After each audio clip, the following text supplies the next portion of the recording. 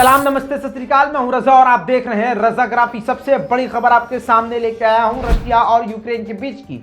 इसी रिपोर्ट में आपको दुनिया की और भी जो बड़ी बड़ी खबरें जरूरी होंगी वो इसी में आपको दे दूंगा, ताकि आपका वक्त बचे और आपका वक्त खराब ना हो।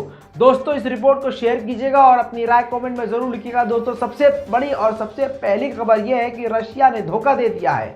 जी हाँ, रूस ने, मैंने आपको कल रात सबसे बड़ी खबर दी थी कि रूस ने 2 अलग अलग शहरों पर सीज फायर कर दिया है और कहा है कि हम हमला नहीं करेंगे कुछ देर के लिए, ताकि वहां से लोग निकल सके सुरक्षित। और सीज फायर लागू कर दिया था व्लादिमीर पुतिन ने और कहा था कि मेडिकल हेल्प वहां पर पहुंचेगी। लेकिन अभी बता दूं कि उसी सीज फायर को रूस ने खुद तोड़ा है और उस जगह पर हमला करना शुरू कर दिया है जहां पर कहा था कि इस रास्ते से आम नागरिक निकल सकते हैं। आपको बता दूं कि इसके बाद बहुत बड़ा बवाल हो गया है। यूक्रेन ने ऐलान किया है कि रूस ने सीज फायर को खत्म किया और उन्हीं रास्तों पे हमला कर रहा है जिन रास्तों से वो आम लोग वहां के निकल रहे थे। दोस्तों मैंने पहले बता दिया है कि लगातार व्लादिमीर पुतिन अब धमकी और दे रहे हैं। जी हाँ, अब नई धमकी ये आई है कि अगर नो फ्लाई जोन यूक्रेन को घोषित किया तो ये और जंग के लिए उकसाने वाली बात होगी। पुतिन ने यह भी कहा कि कोई भी साजिश हमें यानी रशिया को उकसाने के लिए होगी और हमारे लिए जंग का न्योता होगी। दोस्तों नाटो के मेंबर, दुनिया की जानने माने वाली कंट्री तुर्की, जी हाँ, तुर्की के प्रेसिडेंट रजब तैयब एर्दोगान ने रूस के व्लादिमीर पुतिन से फोन पर बात करते हुए रिक्वेस्ट की जितनी जल्दी हो सके जंग को रोक दिया जाए। दूसरी तरफ सऊदी अरब ने यूक्रेन को सपोर्ट करते हुए यूक्रेन के लोगों के लिए 3 महीने तक के लिए वीजा को बढ़ा दिया है। दोस्तों डोनेस्क एंड खार्कोव 2 शहरों को जोड़ने वाला, यूक्रेन के शहर में इन 2 शहरों को जोड़ने वाला पुल, उस पुल को खुद यूक्रेन ने धमाके से उड़ा दिया है ताकि रशिया एक जगह से दूसरे जगह आसानी से घुस न सके। दोस्तों बड़ी जानकारी एक और दे दूं आपको कि ज़ेलेंस्की ने, यूक्रेन के प्रेसिडेंट ने कहा है कि 10,000 से ज़्यादा हमने रशियंस को अब तक खत्म कर दिया है। उसके अलावा उन्होंने धमकी देते हुए कहा है कि हम लड़ रहे हैं और लड़ते रहेंगे, यूक्रेन कभी भी रशिया के सामने नहीं रुकेगा। ऐसे आड़े टेढ़े बयान की ही वजह से दोस्तों बता दूं रूस यानी व्लादिमीर पुतिन अपने हमलों को तेज कर रहे हैं। बाकी ज़ेलेंस्की ने यह भी बयान दिया कि रूस जबरदस्ती 18 से 20 साल के बच्चों को जंग के लिए लड़ने के लिए भेज रहा है। साथ में यूक्रेन के डिफेंस सिस्टम ने ड्रोन, जी हाँ, रशिया के ड्रोन सिस्टम को भी मार गिराया है।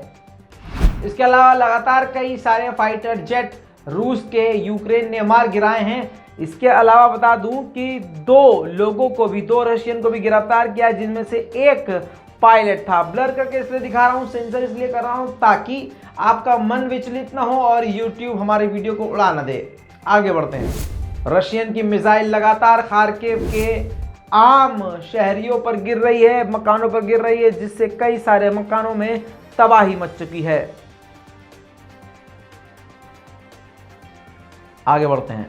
दोस्तों जैसा कि आप सारी दुनिया जानती हैं कि बड़ी बड़ी कंट्रीज यूक्रेन को मदद पहुंचाई है, ऐसे में यूके ने भी यानी ब्रिटेन ने भी यूक्रेन को मदद पहुंचाई है। अब आपको बता दूं कि मदद तो पहुंचा दी, लेकिन रूस ने सीधा सीधा कह दिया है कि ब्रिटेन ने जो यूक्रेन को मदद पहुंचाई है वो मदद हम याद रखेंगे। रूस के विदेश मंत्रालय की प्रवक्ता मारिया ज़ाखारोवा ने आगे ये भी कहा कि जंग के अलावा हमारे पास किसी ने कोई और ऑप्शन नहीं रखा है।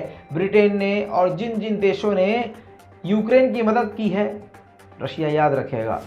दोस्तों स्पेन ने भी रूस का बायकॉट करते हुए अपने सभी ब्रांड्स को और सभी कंपनीज को रशिया के अंदर बैन कर दिया है। दोस्तों जैसे मैंने कहा था कि भारत अंदर ही अंदर रूस का सपोर्ट कर रहा है। क्वाड की मीटिंग में अमेरिका ने एक बड़ी चाल चल के क्वाड के मीटिंग के दौरान सभी मुद्दों को छोड़ के ये जो जंग चल रही है उसका मुद्दा उठाने की कोशिश करी, जिसके खिलाफ बोलते हुए प्रधानमंत्री माननीय नरेंद्र मोदी ने कहा कि क्वाड के देशों को दूसरे मुद्दों को छोड़कर अपने मेन मुद्दे पर ही बात करनी चाहिए। यानी साफ साफ मोदी ने कह दिया कि भाई आप अपने मैटर की बात करो, दूसरा मैटर वो खुद संभाल लेंगे, अपना क्षेत्र अपने एरिया की ही बात करें। दोस्तों आपको बता दूं कि यूक्रेन की जंग के बाद, यूक्रेन और रशिया की जंग देखने के बाद और भी देशों ने अपने आप को मजबूत करना शुरू कर दिया है, जिसमें फिनलैंड अब ऐलान कर रहा है कि वो इजराइल से हथियार खरीदेगा। जी हाँ, क्योंकि अब खौफ रशिया का काफ़ी सारे देशों में फैल चुका है। दोस्तों आपको बता दूं कि भारत ने काफ़ी बड़ी कामयाबी हासिल करी है। एक बार फिर से ब्रह्मोस मिसाइल का सफलतापूर्वक परीक्षण कर लिया है, जो समुद्र से दागी गई मिसाइल थी। आपको फिर से याद दिला दूं कि ब्रह्मोस मिसाइल रूस और भारत मिल के बनाते हैं। ऐसे दौरान जब मॉस्को रूस इस वक्त यूक्रेन पर चढ़ाई कर रहा है, एक बार फिर से भारत और रशिया ने मिलकर अपने ब्रह्मोस शस्त्र का सफल तरीके से परीक्षण किया है। आपकी स्क्रीन पर यह फुटेज जो आप देख रहे हैं, ये इस वक्त पूरी दुनिया में वायरल हो रही है। भारत के लिए ये प्राउड का मूवमेंट है, क्योंकि भारत के जितने भी हथियारों के परीक्षण हैं, उन सभी टेस्ट में भारत हमेशा से कामयाब होता रहा है। दोस्तों एक बड़ी खबर ईरान की तरफ से, आपको बता दूं कि ईरान की न्यूक्लियर डील बिल्कुल एंड मूवमेंट पर पहुंच चुकी है। कभी भी ईरान की न्यूक्लियर डील फाइनल हो सकती है। आपको बता दूं ईरान और IAEA दोनों ऑफिशियली तौर से एकदम एंड लाइन पर पहुंच चुके हैं। कभी भी इस एग्रीमेंट पर मुहर लग सकती है। यहां तक कि कुछ वक्त पहले इजराइल ने भी इस बात की घोषणा कर दी थी कि बहुत जल्द ईरान की डील सफलतापूर्वक यानी कामयाबी से हो सकती है। दोस्तों अगली बड़ी खबर आपको बता दूं फिलिस्तीन और इजराइल को लेकर। जी हां, इजराइल 14 साल से कम उम्र के बच्चे को भी रात के अंधेरे में भी गिरफ्तार कर लिया करता था। तो खुद इस मुद्दे पर सुनवाई करते हुए इजराइल की कोर्ट ने यह फैसला सुनाया कि IDF यानी इजराइल के डिफेंस फोर्सेस रात के अंधेरे में फिलिस्तीन के बच्चों को गिरफ्तार ना करें। दोस्तों जहां पर सबसे खतरनाक जंग चल रही है, उस जंग को देखते हुए समझते हुए चीन ने अपने बजट को बढ़ा दिया है। जंग के बजट को बढ़ाकर $230 अरब कर दिया है। दोस्तों इस पूरी रिपोर्ट पर आपकी क्या राय है? अपनी राय कमेंट में लिखिए, रिपोर्ट को शेयर कीजिए। जल्द लौटूंगा और भी बड़ी जानकारी के साथ। मैं हूं रजा और आप देख रहे हैं रजाग्राफी। जय हिंद।